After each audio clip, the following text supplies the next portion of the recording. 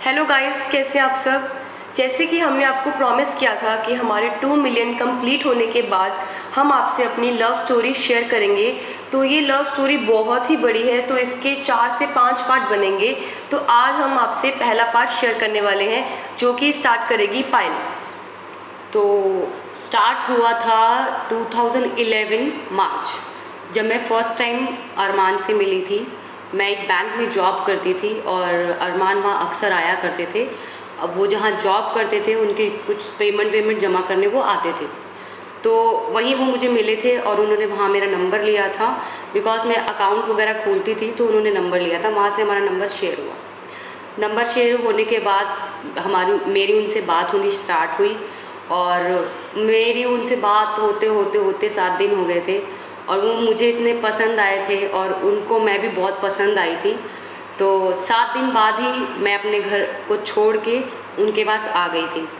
तो ऐसे हमारी लव स्टोरी स्टार्ट हुई। फिर कुछ टाइम बाद मैं प्रेग्नेंट हो गई। तो प्रेगनेंसी के दौरान कुछ प्रॉब्लम की वजह से मेरा मिसकैरेज हो गया था और वो मिसकैरेज होने के बाद मुझे बहुत बड़ी प्रॉब्लम हो गई थी।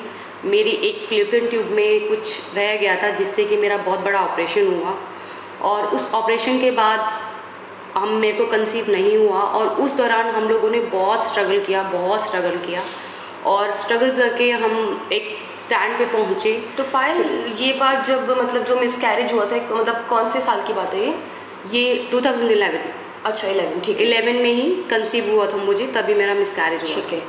उसके बाद 2011 में मतलब हम लोग यहाँ से दिल्ली छोड़ के देहरादून चले गए थे। हम लोग देहरादून ही रहते थे। तो वहाँ से आने के बाद वापस हम दिल्ली आए। दिल्ली आके उन्होंने भी मेहनत करी, मैंने भी मेहनत करी। बहुत स्ट्रगल करने के बाद हम सेटल हुए, हमने घर लिया। फिर मैंने प्लान किया कि चलो अब देखते हैं। फिर मैंने काफ़ी ट्राई किया बट प्रेगनेंसी नहीं हो पाई। फिर हमने छोड़ दिया कि चलो जब होगा तो होगा। उसके बाद 2015 जनवरी या मई, जनवरी, वो मुझे एग्जैक्ट याद नहीं है। तो मैंने चीकू को कंसीव किया और हम लोग बहुत खुश थे। चीकू के आने की खुशी में हम लोग इतने खुश थे कि हम अपनी सारी प्रॉब्लम्स भूल गए। और फिर चीकू का जो जन्म हुआ वो हुआ 2016 5 मई को चीकू पैदा हुआ। 1 सेकेंड, तो एक टैटू भी है ये, जो पायल का टैटू है, जिसमें मदर है और चीकू है, चिरायु लिखा है और चीकू की डेट ऑफ बर्थ लिखी है। तो वो टाइम मेरे लिए बहुत स्पेशल था और चीकू मतलब मैंने बहुत जगह मन्नतें मांगी, धागे बांधे, बहुत मन्नतों से मुझे चीकू मिला। फिर कुछ टाइम बाद मेरी एक फ्रेंड का बर्थडे था और वो मेरी जो फ्रेंड थी वो गोलू की भी कॉमन फ्रेंड थी। तो मुझे फ़र्स्ट टाइम गोलू वहीं मिली थी, तो वहीं हम लोगों की दोस्ती हुई। तो मैं बताती हूँ। तो ये बात है 2018 की जनवरी में। तो मेरी पायल की कॉमन फ्रेंड थी, तो हम दोनों बर्थडे पार्टी में मिले थे। तो फिर जैसे बर्थडे पार्टी में मिले तो लड़कियां होती है कि जल्दी फ्रेंड्स बन जाती है। तो उस बर्थडे पार्टी में अरमान नहीं थे, तो पायल और मैं मिले, तो नंबर एक्सचेंज हुआ और व्हाट्सएप पे मतलब ग्रुप बना जिसमें सारी फ्रेंड्स की फ़ोटोज़ आती हैं। तो फिर हम नॉर्मल हमारी बातचीत होने लग गई। तो फिर पायल ने मुझे बताया कि वो विकासपुरी रहती है और मैं सुभाष नगर, तो दोनों पास में थे। तो फिर हम लोग जब भी मेरे पास टाइम होता था मैं कॉल करती थी, हम लोग साथ घूमते थे, मूवी देखते थे। बट मैं अरमान से नहीं मिली थी। मैं और पायल मतलब अलग ही घूमते थे, शॉपिंग वॉपिंग करना, ये सब कुछ। उस दौरान में भी तू पार्लर का कोर्स कर रही थी। हाँ, मेकअप आर्टिस्ट का कोर्स कर रही थी ये। और बीच में मेरे को शायद कहीं शादी में जाना था, तब मैंने इसको फ़ोन किया था कि गोलू मेरा मेकअप कर दे कि मुझे एक पार्टी में जाना है। तो फिर ये मेरे घर आई थी। उस टाइम अरमान जी नहीं थे, वो बाहर थे। इसने मेरा मेकअप किया, चीकू से मिली, से चीकू बहुत पसंद आया। फिर थोड़े टाइम बाद तुमने डॉग लिया। फिर 2018 की बात है, ये बात है जून की। मई, हाँ, चीकू की बर्थडे से पहले, नहीं अप्रैल की बात है। हाँ, अप्रैल की बात है। तो मैंने डॉग लिया था। तो मैंने व्हाट्सएप पे ना जैसे स्टेटस डालते थे, तो मैंने डॉग का स्टेटस डाला। तो पायल ने मुझे मैसेज किया, तूने डॉग लिया है? मैंने किया हाँ। तो कह रही मेरे को चीकू के लिए ना डॉग लेना है। तो मैंने एक काम करती हूँ, मैं चीकू को ना डॉग से मिलवाती हूँ, बहुत खुश हो जाएगा वो। तो कह रही ठीक है। तो फिर मैं अपनी बहन के साथ तो डॉग को लेके, मैं, मेरी सिस्टर और डॉग, हम तीनों आ गए पायल के घर पे चीकू से डॉग मिलवाने के लिए। देन मैं फर्स्ट टाइम अरमान से मिली तो नॉर्मल बातचीत हुई कि कैसे हो, ये वो, डॉग से खेले, तो वो सब नॉर्मल था। कोई अट्रैक्शन उस टाइम नहीं था। हाँ। फिर ऐसे ही एक दो बार और आए, गोलू और उसकी बहन आए हमारे घर में, उन्होंने पार्टी वार्टी करी। राइट। फिर इन दोनों ने स्टे भी किया हमारे साथ और मतलब बहुत अच्छा फैमिली टच हो चुका था। हाँ, गोलू और गोलू की बहन दोनों का बहुत अच्छा बॉन्डिंग हम सबका हो गया था। फिर थोड़े टाइम बाद चीकू का बर्थडे आया था। हाँ, फिर क्या हुआ, 5 मई को चीकू का बर्थडे था, तो पायल ने मुझे इनविटेशन दिया कि चीकू का बर्थडे है, तू आ जा। तो मैं फर्स्ट टाइम मतलब चीकू के बर्थडे पे गई थी। तो जब मैं चीकू के बर्थडे पे गई तो अरमान जी को स्टार्टिंग से ना फोटोग्राफी का बहुत शौक था। उस टाइम वो डब स्मैश चलता था, एक ऐप था म्यूजिक के लिए, और उससे पहले डब स्मैश था, वो उस पर वीडियोज़ बनाते थे हम लोग। तो इनको फोटोग्राफी का तो स्टार्टिंग से बहुत शौक था। मतलब चीकू की भी इतनी फोटोज अब मैं बताऊंगी। तो फिर ना क्या हुआ, मैं ना पार्टी में ना सेल्फी ले रही, तो अरमान जी ने मुझे बोला कि मैं आपकी फ़ोटो क्लिक कर देता हूँ। तो मैंने बोला ठीक है। तो उन्होंने मेरी अपनी फ़ोन से फ़ोटोज़ बहुत सारी क्लिक करी।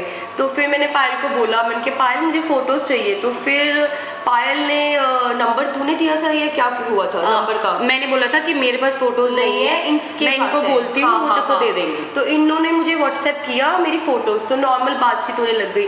तभी ऐसा कुछ नहीं था। हाँ, फिर मैं व्हाट्सएप स्टेटस पे ना इनकी वीडियोस देखती थी डब स्मैश की। तो फिर मैंने डब स्मैश पे वीडियोस देखना स्टार्ट किया। फिर उसके बाद फिर 2-3 बार फिर हम मिले, है ना? हाँ मिले। फिर तेरे यहाँ शायद कुछ प्रॉब्लम हुई थी। हाँ, फिर क्या हुआ था, फिर मेरी कज़न है जिस रात, मतलब कि मेरी कज़न है, तो उसके साथ कुछ प्रॉब्लम हो गई थी। तो मैं पुलिस स्टेशन गई थी तिलक नगर। तो वहाँ पे मैं अकेली थी, मैं और मेरी कज़न थी दोनों। तो हमारे साथ कोई था नहीं, मतलब मेरा कोई बड़ा भाई नहीं था और कोई बड़ा इंसान नहीं था मेरे साथ। तो मैं इनको जानती थी अरमान जी को, तो मैंने इनको कॉल किया। मैंने कहा एक्चुअली ऐसे ऐसे प्रॉब्लम हो गई है, तो क्या आप थाने आ सकते हो? तो आई थिंक वो जिम से उस टाइम पे आए थे, तो वो जल्दी से फिर थाने आ गई। तो जैसे वो थाने आ गई तो इन्होंने आके सारी की सारी प्रॉब्लम सॉल्व करवा दी। तो फिर उसके बाद मेरे को और राधिका मेरी कज़न थी, मैंने फ़ोन किया था इनको, मैंने कहा कहाँ रह गए, अभी तक आए नहीं तुम। फिर उन्होंने मुझे बताया कि ऐसे ऐसे तेरी जो फ्रेंड है उसका कुछ प्रॉब्लम हो गया था, तो मैं वहाँ हूँ। मैंने कहा चलो ठीक है कोई नहीं। तो फिर इन्होंने मुझे घर छोड़ा। तो जब गाड़ी में इन्होंने मुझे घर छोड़ा तो इन्होंने मुझे बोला कि क्या आप मेरी गर्लफ्रेंड बनोगे? तो मुझे लगा ये ऐसे ही मजाक कर रहे हैं। तो मैंने बोला कि मुझे पता है मजाक कर रहे हो, ऐसा कुछ नहीं है। तो मैंने सीरियसली नहीं लिया, बहुत ही लाइटली लिया इस चीज़ को। तो फिर कुछ टाइम बाद हमारा ना प्लान बना देहरादून जाने का। तो हम सबको देहरादून जाना था, बट फिर क्या हुआ, जिसके साथ देहरादून जाना था, मतलब एक फ्रेंड थी हमारी, और तो उसके घर में ना किसी की डेथ हो गई थी। तो फिर वो जा नहीं पाए देहरादून, और मैं अपने घर से निकल चुकी थी देहरादून के लिए, अपना पूरा का पूरा सामान उठा के 7 दिन का। और मैंने पायल को ये बात बोली, मैंने कहा यार पायल मैं तो अपने घर से निकल चुकी हूँ और पापा मम्मी को बोल चुकी हूँ कि मैं ऑन द वे हूँ, अब मैं क्या करूँ और मैं कहाँ जाऊँ? तो पायल कहती बोलू टेंशन मत ले, काम कर तू ना 7 दिन हमारे घर पर रुक जा।